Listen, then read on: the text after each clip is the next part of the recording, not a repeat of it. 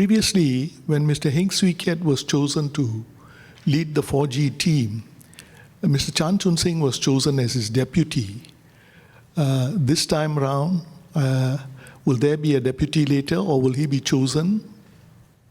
We've done it different ways. In the case of Mr. Goh Chok Tong, the 2G, we had Mr. Goh Chok Tong as one DPM, clearly identified as the successor, and at the same time supported by Mr. Ong Teng Cheong, who was second DPM. In my case, the ministers settled on me, and later on I appointed deputy prime ministers, a series of them.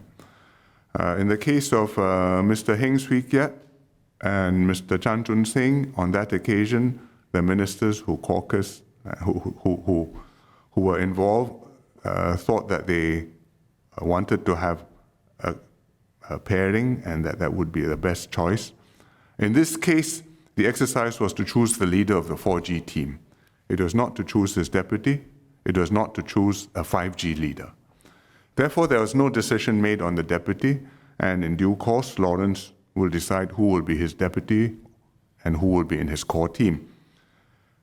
And I hope he and his colleagues will work hard to identify and induct more promising leaders into the team to build up the 5G team for Singapore.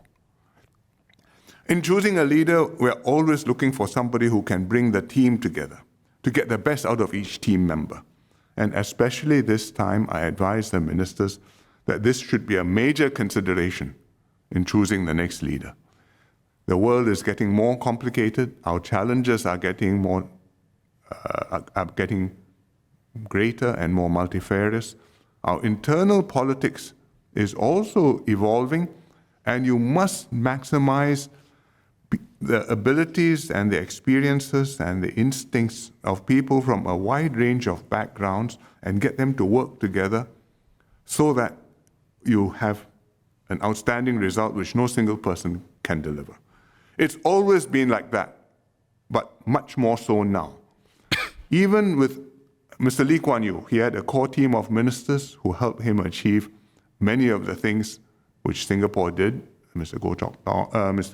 Dr. Goh Keng Swee, Mr. Rajaratnam, Lim Kim San. Without them, much less would have been done.